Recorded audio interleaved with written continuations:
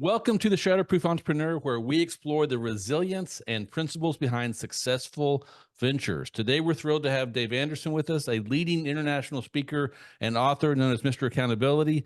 Dave has dedicated his career to helping individuals and organizations reach their highest potential through his company's Learn to Lead.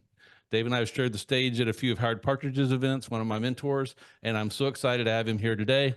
Dave, welcome to the show.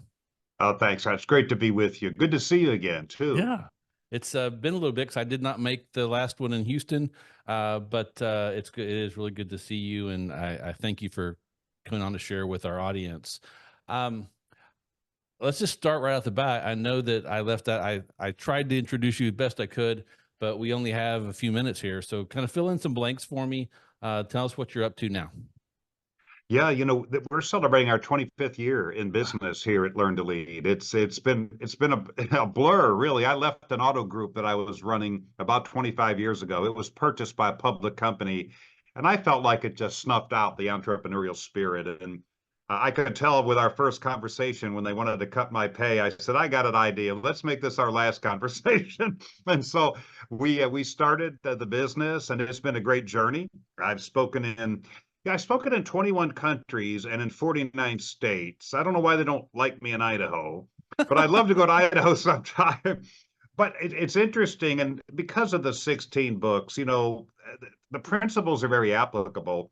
And we speak in front of, my goodness, everything from banks to car dealers to nonprofits. I work with athletic teams and individuals on the mental skills part. I have a martial arts background. What I love about what we talk about, Scott, is that the principles apply. They work if you work them. It really doesn't matter. Principles don't care who you are. Nope. They don't care where you're from, how old you are, what you do. Principles will work if you work the principles. And that's what I love about the applicability of the things that we talk about. Yeah. So you said 16 books. You've got a new book coming out that in our pre-chat you said isn't specifically business oriented, but it's business person oriented because it's you got to get yourself right first before you're going to get your company right. So what is the new book, and tell us about it.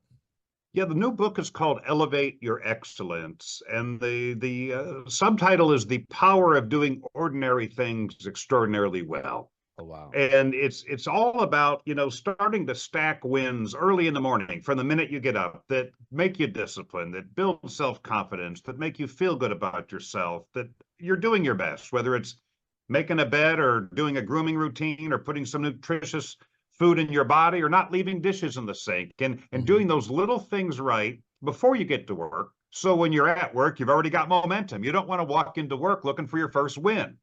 And one of the things I talk to athletes about is great performance begins before it begins. You can't slop your way through the morning, leave your mind set up for grabs, not put anything positive in it, and leave unmade beds, cut corners, rush into work, and expect just to flip a switch and all of a sudden for excellence to show up. Excellence begins before it begins. And so, yeah, this is a book really, Scott, about getting yourself right and to where you can get your business right. And if you're leading a team, you can help get them right. But quite frankly, if our thinking isn't right, if our standards aren't high enough, if we don't hold ourselves accountable, it's really hard to export that to other people.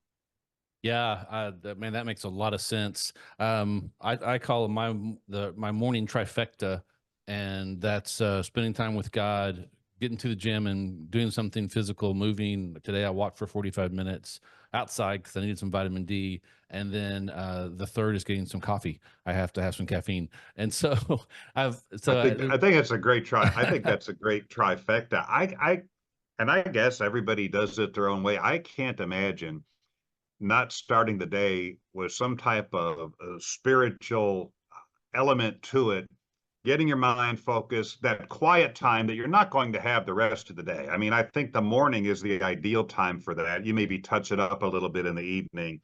And just to get yourself right and centered, and my morning mindset routine, and I talk a little bit about it in the book.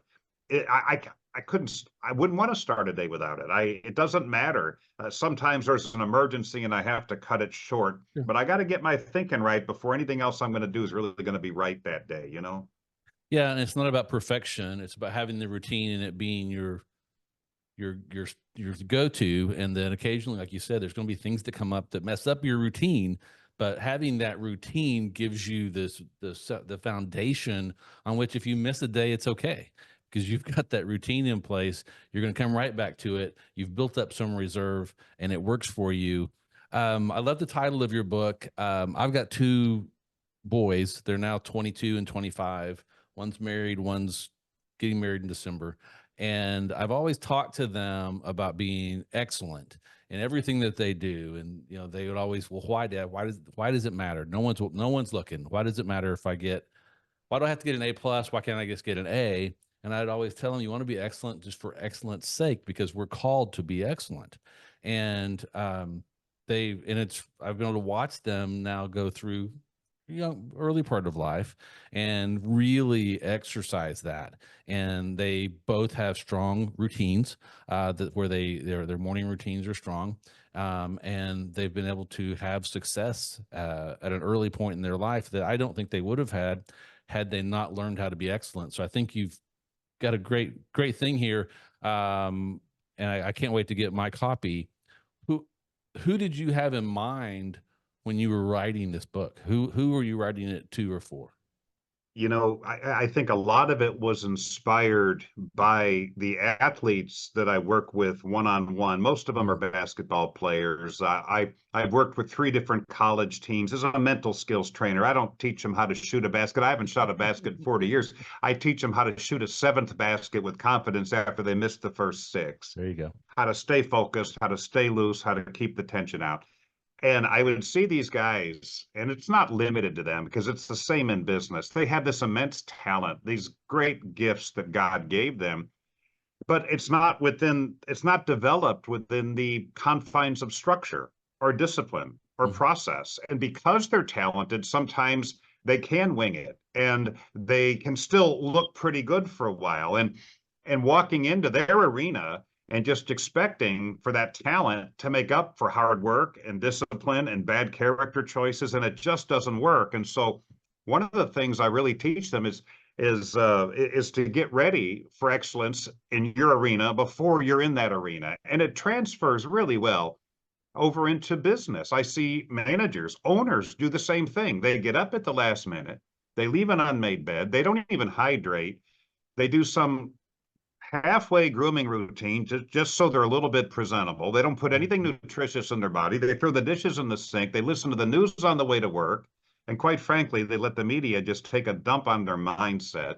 And then they walk in there and they expect to bring this positive energy and this momentum. And it's like they've stacked losses. They haven't stacked wins. And so I tell business people that your office, that's your arena. You're just like that athlete. You're walking in there and you have a team that needs you, that counts on you to bring your best. But that starts long before you're there. But then when we're transitioning and we're leaving our arena and we're going back to our spouse and our family, to be excellent there too, you know, to have the same high standards. And I love what you said when you were talking about your boys, because you taught them so well. What a lot of people don't realize is every time we decide to do our best, we train our conscience that that's our standard. We only have one conscience. It's actually at the seat of our spirit. And our soul, our mind, will, and emotions, it's always arguing with that conscience. Yeah. No, you don't have to do that. No, that doesn't apply to you. No, you've earned a break. And so every time we do our best, we're training our conscience. That's our standard. But when we do less than our best, and then usually we rationalize it, I didn't have time, it wasn't that important, nobody's looking, then we're teaching our conscience that in certain situations, it's okay to do less than our best. The problem is, when we do this in these little areas in our life, we only have one conscience. You bring it into these higher stakes arenas, and we've either trained it the right way or we've dumbed it down, and we've taught it to compromise and rationalize, and that's when it really, really counts. And so it started with athletes seeing these immensely talented people that were not fully developing themselves because they made poor character choices. They didn't have structure, they didn't have discipline, but also knowing full well it applies to all of us and making it very general in my approach in the book. There were a couple of guys individually that really influenced it. I'll never say who they were, but there were a couple of guys. Sometimes it's like you were the inspiration for this book. Yeah. Yeah, we'll keep that to ourselves. That's funny. I wasn't aware that you worked with athletes. How did you get involved in that? Totally by accident. This is a crazy thing. It was never a master plan. So I had never watched a college basketball game up until I started working with teams. I had a coach that had read a high level coach in the Big Ten that Mhm. had read one of my business books, Up Your Business. This was years ago, Great eight, book. 9 years ago. Yep. And he sent me just a random message on Twitter. Hey, I love your book. I've become a big fan of yours in a short period of time. I appreciate your insights. If I can ever do anything for you. And he left his name and number. And I thought, well, that's nice. But I didn't think much about it. I didn't recognize his name. But then I noticed every time he would retweet something that I put out there, it got like hundreds of retweets. So this guy must have a big following. So I look him up, and he's the head coach of the Indiana Hoosiers at the time in Indiana. Hmm. He said, and then so we started connecting, and he had me come in and talk to his team, and they were in a rut at the time. And coaches are very superstitious, and Yes. so after I talked to the team and I explained a lot of things and started connecting with them with videos and text messages, and they really bought in. To their credit, they won 12 games in a row, and it's like, okay, we have to have you come back, and they won the Big Ten championship that year, and they went to the Big Ten, and it just evolved. There was I never thought I'm going to go after athletic teams. Hmm. Never. I was a martial artist. I didn't play basketball, but I knew how to work on my mindset, and I had this coach that somehow saw where that would help his team, and then it opened me up to work with his rival, Wisconsin. Uh-oh. When he left Indiana, I worked with Wisconsin, won another ring with them. And I don't know, they're all Big Ten teams. I worked with Rutgers, and we had a really good year there too. But I wish I could say, I had this great plan and I had 22 steps and I followed each one and I earned it. Yeah. But sometimes God just says, here, you just follow this door and that door, and we're going to Yeah. see what happens. Sometimes the master's plan is better than our plan. That's Oh, isn't that the truth? that's really cool. Um, and and this isn't in my list, but I think this is where I want to go. You've written 16 books, and this is just one example, and I'm sure you've got lots of them of where your book, Up Your Business, which is a great book. I think that's Up Your Business is where when I met you, I think that was the book that was out, and you were talking about that. Um, because of that book, you were called into the University of Indiana, and then all those young men have been exposed to what you're doing, and so your your effect is exponential. Without that book, that wouldn't happen. I just think that's the power of books. I've written a book, launched it in March, and it was a challenge to do it. I'm so glad I did. It's already opening doors.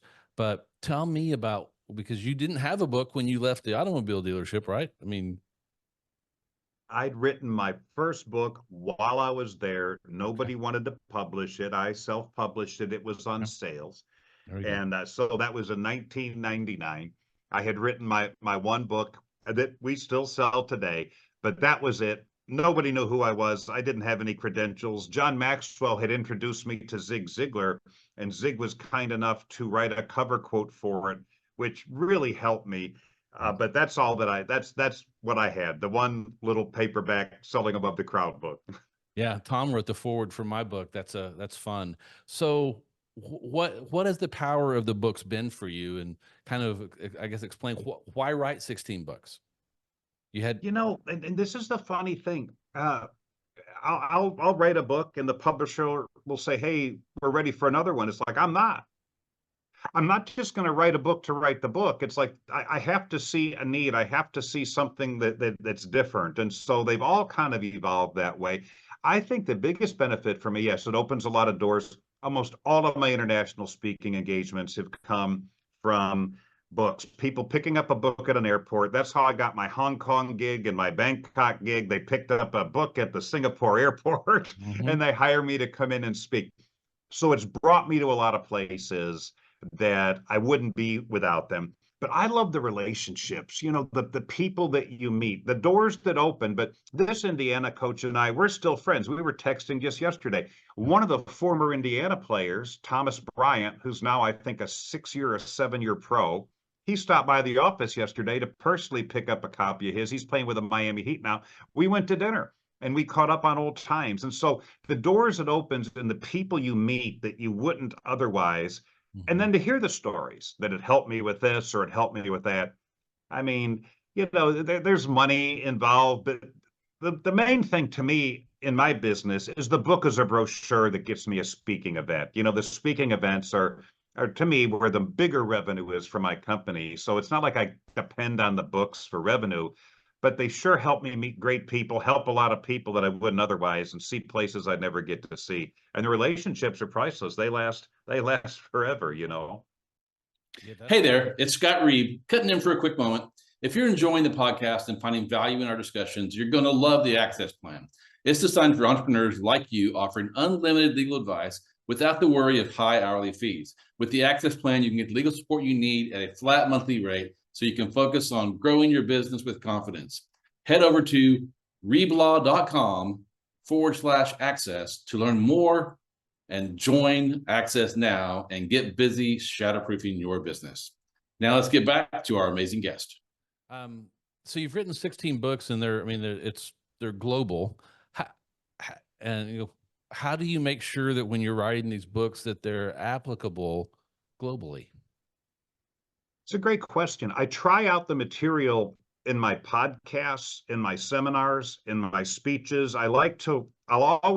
Usually a book is a combination of articles I've written, podcasts I've done, or seminars I've held where I've gotten good feedback on the feedback sheets, the comment sheets. This is what really helped me. Mm-hmm. And so I trial run it, with live audiences and podcast audiences and so forth, and see what resonates, see what's needed, see what really helps people. And that's exactly what happened with Elevate Your Excellence. Really, it's a collection of different things I have taught athletes. I mean, there's things in there about hydration and the right type of breathing and how to master the art of sleep and how to have good, tough days, just like they have to have good, tough games where nothing's working for them. And so seeing what helped them the most and then putting it into a general enough format where it would help the guy with the plumbing business or the guy with the cleaning business or the construction company, the attorney or the chef, because we all have that mindset that has to be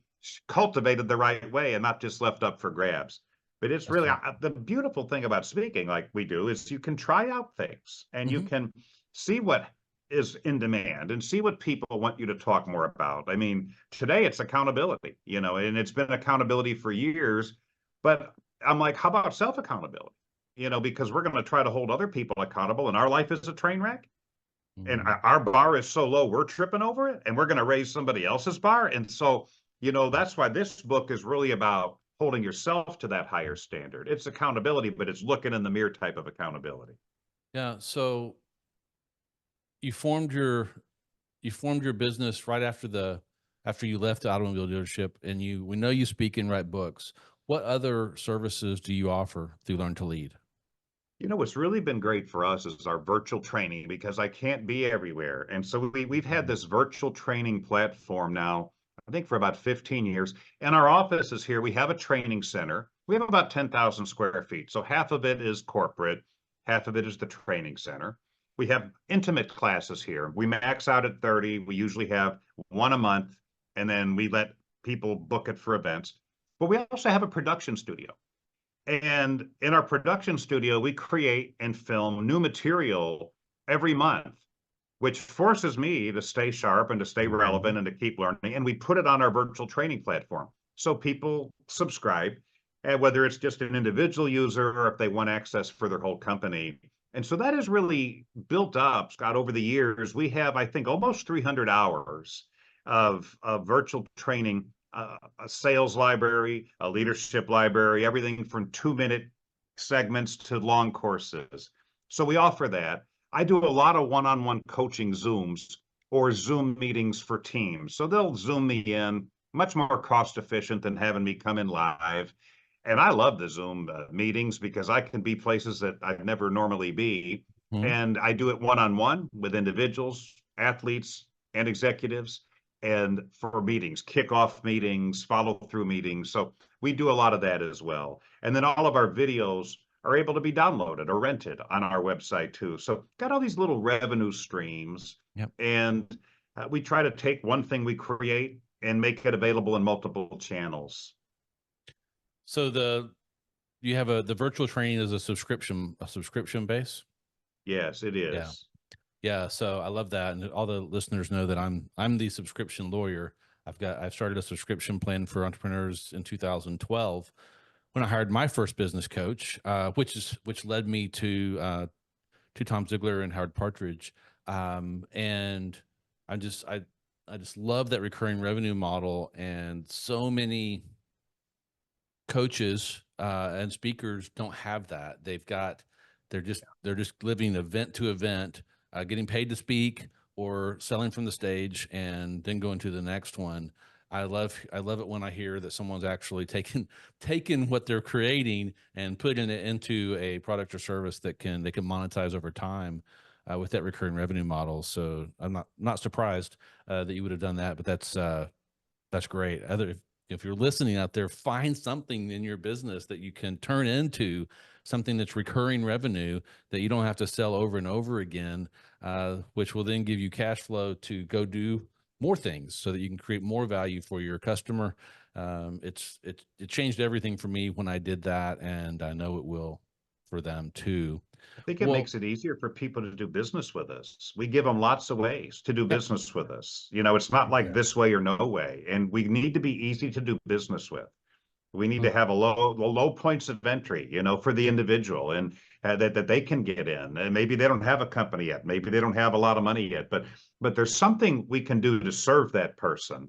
And that recurring revenue, my goodness, during COVID, when we were shut down, they shut our business down in Yep. California as non-essential because we just help people try to change their lives. All we Now, if do. we were selling liquor or pot or porn, we could have stayed open. So, that's our crazy People's Republic of California. But those subscriptions, they sustained us. Now, a lot of people canceled them. They went into panic mode during COVID, Yeah.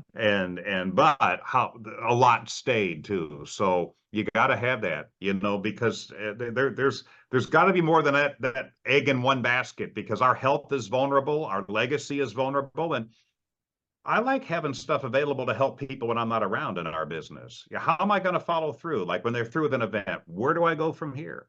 How do I Mhm. keep it going? Well, we've got to look at our version of that in our business and maybe give them something to sustain it and keep it going as well in our, the various businesses for the entrepreneurs that are listening. Yeah, because if you're confined to just what you can do in your 24 hours a day, 7 days a week, then that's so limiting. But if you take what you've already created and then use it multiple ways and find ways for people to be able to get to it easily through a low level subscription model, then it makes everything you're doing just that much more applicable and useful. And then they may eventually find another thing that you're doing to get involved with you at a higher level. But if you don't have anything at that lower level, people feel like they can't interact with you, No, and they'll go away, and they won't be happy about it. And so having those things is really important. And I've learned some of that the hard way for sure. But one of the things when we started out was I wanted to have that lower level for the startup entrepreneur that they can still get involved with us because they need help. They just don't have the financial resources yet to pay. And so when you right. need it the most, you can't get it. So we have to find ways. I feel, especially as a Christian business owner, to have things that people can get to that don't cost them an arm and a leg, because this is all about helping people. And if you help enough people, the money will come. So it's, So if you're chasing the dollars, you're never going to catch them. But if you're chasing people, you'll catch them, and the dollars will find you. Isn't that the truth? And these services you're talking about, they help convert a transaction into a relationship.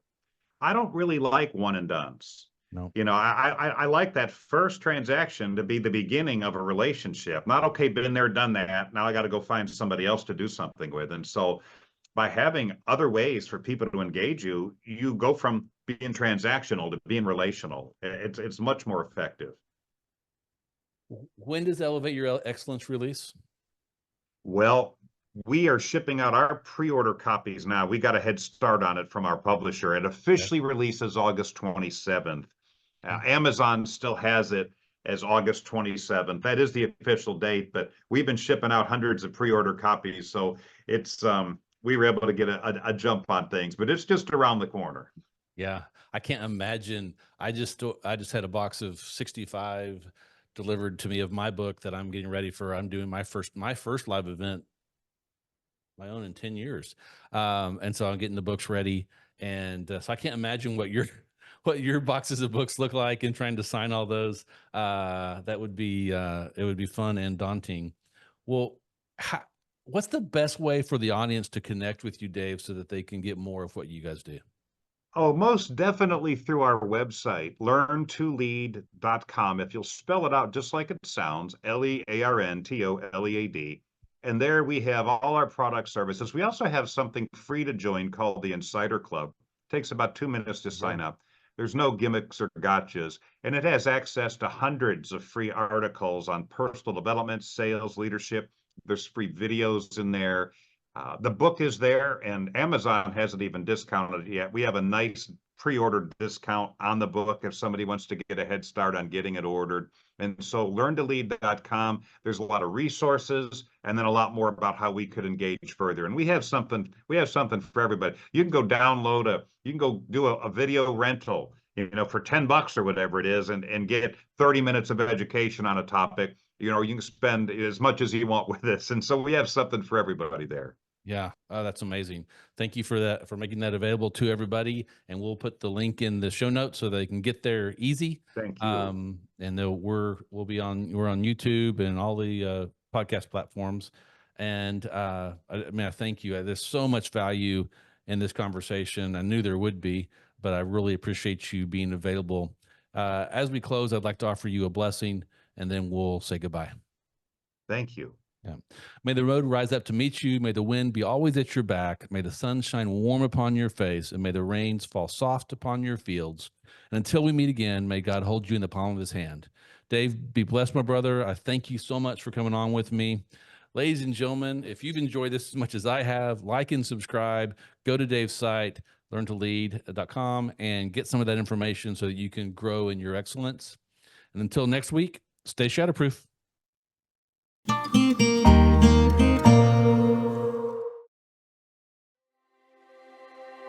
This podcast is for informational purposes only and should not be taken as professional advice. While I'm your host, Scott Reed, and a lawyer, I'm not your lawyer, and this podcast does not establish an attorney-client relationship. The views expressed by my guests are their own and not mine, and they may not even reflect the opinion of the Shatterproof Entrepreneur Podcast. So we strive to provide valuable and accurate content, but we make no representations as to the accuracy, completeness, or suitability of any information to your particular situation, and won't be liable for any errors or omissions for the application of them. Always consult a professional or in the respective area that we've discussed before making any personal or business decisions.